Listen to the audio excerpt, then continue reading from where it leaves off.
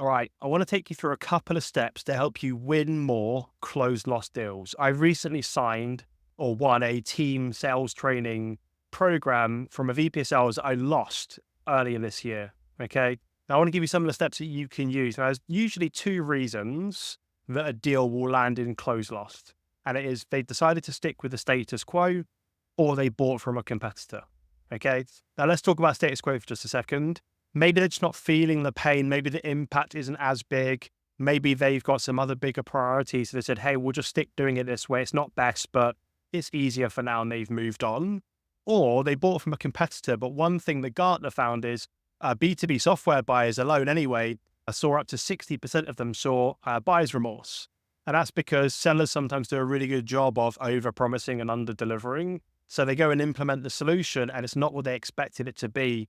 And they're not happy about that, right? So the reason I want to talk to you about this today is most salespeople move a deal into closed lost and they forget about it forever. And I think there's a lot of really rich opportunities that we can be going back into if we have the right process. So I want to give you a workflow that you can implement today to start to resurface those. If you're a rep, ask your enablement team or your manager who has access to the tools to build this. And if you're a leader or an enablement person watching this, get this built into the CRM and into your workflows to make life easier for your sellers to get access to these opportunities. So for me, I'm running this in HubSpot.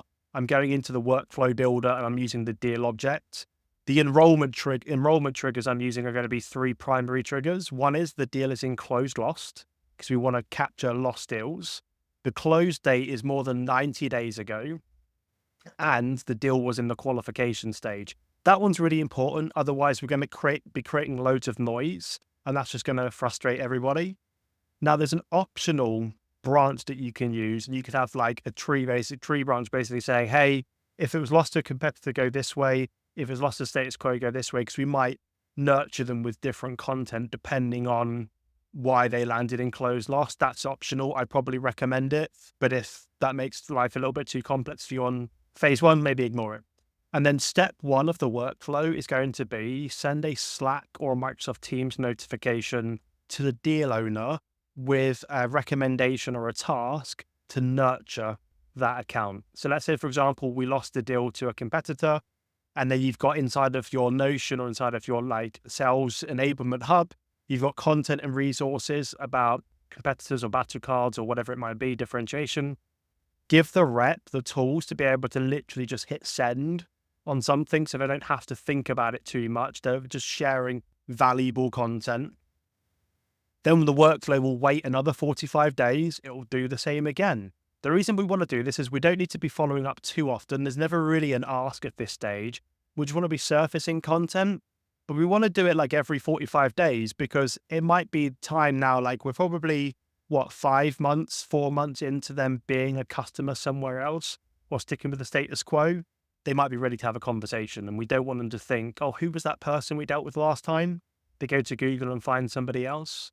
Right. So step 3 is to send another Slack or Teams notification to share some more content or some more resources with the prospect, with our champion, and then wait another 45 days. So now we are 6 months into the process of us losing that deal from 6 months ago.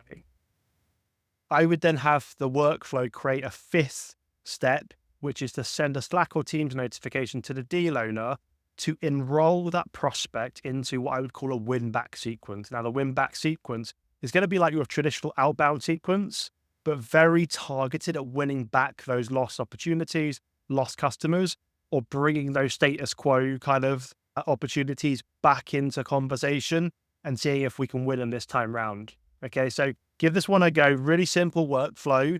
I just don't see many of these when I'm out consulting. I'm looking in the back end, looking at ways that we're making sellers more effective. They're actually going in and finding this stuff too late and they've already re-signed with somebody else. Let's drive this stuff to the sales reps so that they don't have to go and look for it. Let's make their lives a little bit easier. This could be a really, really powerful workflow that could win you deals in Q4.